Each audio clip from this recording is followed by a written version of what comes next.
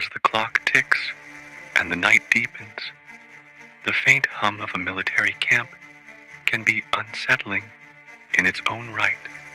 But for those who have lived through the eerie experiences in these places, it's a whole different kind of fear, a fear born not from the training nor the camaraderie, but from something darker, more ancient, and unnervingly close to home. The stories you're about to hear are true, spanning the 1990s, a decade known for its political unrest, technological growth, and dark military mysteries. What transpired in these camps may never be fully understood, but those who witnessed it, lived through it, or were left with haunting memories will tell you one thing: the shadows of the past never stay buried forever. The year is 1991, a remote military base, deep in the woods, built with purpose during the Cold War, but long since forgotten by many. It was the kind of place that felt as though the air itself carried the weight of history, heavy, oppressive, suffocating. The bunker, a subterranean relic, was meant for emergencies, built deep into the earth's belly, overgrown with vines and rusted iron. It was meant to serve as a last-ditch refuge in case of nuclear fallout. Yet, for the soldiers stationed there, it would become something much darker. It was just after sunset when the unit arrived. The air was cool, the sky purple and dimming. The soldiers didn't think much of it. Their mission was straightforward: guard the bunker and learn its layout. But that night, as they descended into the cold, metallic silence of the underground structure, they began to feel a strange presence. Hours passed, and the sounds started. Faint whispers, echoes, footsteps that didn't match the rhythm of their own movements. It began to feel like someone or something was walking beside them.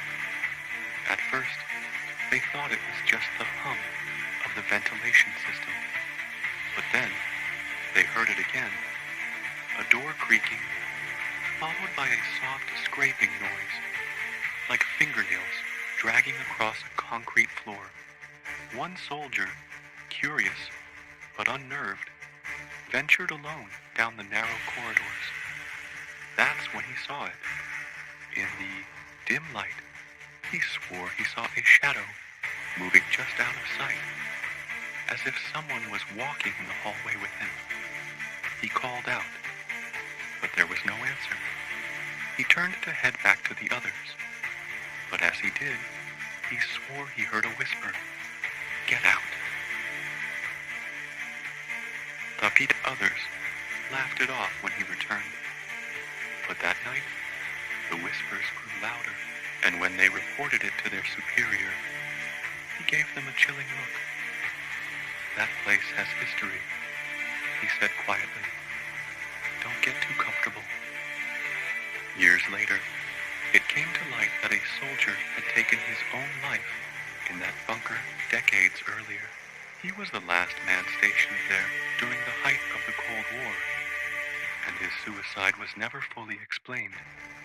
Some believed it was the ghost of that soldier still haunting the bunker, trapped in its cold metal walls. Others thought it was something more, an evil that lingered, feeding off the fear of those who dared to stay too long. In 1994, a training exercise in a remote forest area was meant to be a simple night patrol. The soldiers were led by Sergeant Matthews, a seasoned officer known for his precision and dedication. But as they marched through the thick woods, something didn't feel right. The trees loomed tall, like watching giants, and the air was unnaturally still. The exercise began at dusk. The soldiers were supposed to march through the woods in a single line, staying silent. the designated route, but the deeper they went, the more uneasy they felt. The hairs on their necks stood up, and every crack in the forest sounded like a footstep. It was when they reached the clearing that it happened. Sergeant Matthews was no longer with them. At first, the men thought he was testing their discipline, hiding in the dark, watching from afar. But as the hours ticked by, the men realized something was terribly wrong. They called for him. They searched the area. No sign of him. No footprints. Just an eerie emptiness. By morning, Matthews had vanished completely. The military never gave a clear explanation, telling the soldiers that it was likely just a training exercise gone wrong. But what struck them all was the sudden shift in atmosphere around the camp. It felt as though Matthews had never existed at all. His name was erased from the records, and no one dared to speak of it. Some of the soldiers whispered among themselves that Matthews had become part of the forest, his spirit lost among the trees. Others believed the woods had claimed him, just as it had claimed others before him. The military camp in the southern United States was known for its rigorous drills and late-night exercises. But in 1995, it became known for something else. The sound of a bugle call that no one could explain. The camp was surrounded by thick woods, and late at night, when the air grew cold, soldiers were woken by the haunting sound of a bugle.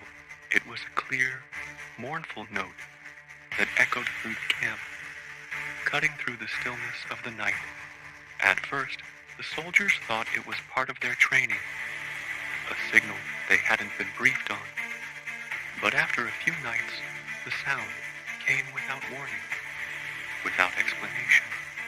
One night, a soldier who had been stationed there for several months decided to investigate.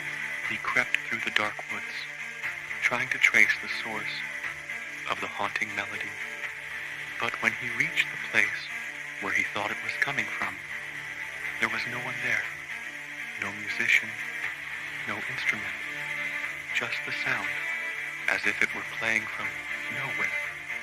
The soldier hurried back to camp, but when he told his comrades, they were all too familiar with the sound. The camp, built on the grounds of an old Civil War battlefield, was said to be haunted by the spirits of soldiers who never returned home. The bugle, they believed, was the sound of the dead calling them to join them. The bugle calls grew more frequent, and soon the soldiers requested transfers out of the camp. It wasn't just the ghostly music that haunted them. It was the feeling that something in the air had changed, that they weren't just soldiers, but intruders in a place that wasn't meant for the living. In 1997, a group of soldiers were stationed at a training camp nestled deep within a dense forest. The place was isolated, surrounded by trees that seemed to stretch on forever.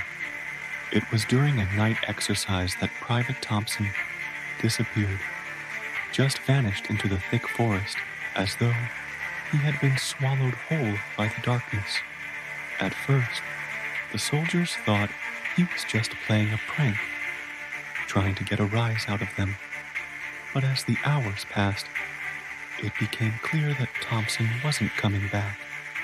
The unit scoured the forest, calling his name, but there was no sign of him. Nothing. It was as if he had simply ceased to exist. Days turned into weeks, and still there was no trace of Thompson. The search was called off, and the military classified the incident as a disappearance. But no one seemed to have any answers. Some soldiers began to whisper that the camp was built on the site of an ancient burial ground, a place where spirits still roamed. They said Thompson had wandered too far and became trapped in another world, a world that had claimed him for good. Years later, a soldier from the same unit returned to the area and swore he saw Thompson's figure in the trees one evening, standing in the distance, as if watching. But when he tried to approach, the figure vanished. By 1999, the military camp had become infamous for its eerie occurrences. The officers' quarters were said to be haunted, with strange noises echoing through the halls at night. Soldiers assigned to the quarters often reported hearing footsteps, doors creaking open, and even whispers from empty rooms. But it was one officer, Lieutenant Daniels, who would experience something that no one could explain. It was late one night when Daniels was alone in his quarters, reviewing paperwork. He heard the faint sound of someone pacing outside his door, their boots clicking against the old wooden floors. Thinking it was just another officer, he opened the door, but there was no one there. The hall was empty. For the next few nights, the pacing continued, growing louder and more persistent. Each time Daniels opened the door, no one was there. It was as if the footsteps were following him, stalking him. One evening, he decided to stay awake and confront whatever was causing it. At exactly midnight, the pacing began again, followed by a soft knock on his door. When he opened it, there was nothing, just a cold draft and an overwhelming sense of dread. Daniels eventually learned that the officers' quarters were built on the site of an old military hospital where countless soldiers had died from mysterious illnesses. Some believed that the spirits of the officers who had died there were trapped, still walking the halls, unable to move on. The 1990s were a time of technological advancement, political change, and shifts in the military landscape. But beneath the surface, in the dark corners of military camps and training grounds, there were stories that defied explanation. Stories of soldiers who vanished without a trace, of haunted buildings and restless spirits, of something darker lurking in the shadows, whether it was the lost souls of past wars, the remnants of old battlefields, or the ghosts of soldiers who never made it home. These military camps were haunted by the echoes of those who had come before. As you lie in bed tonight, wondering if the stories are just figments of the imagination, remember this: there are places where the living and the dead are closer than we think, and the walls might just be listening.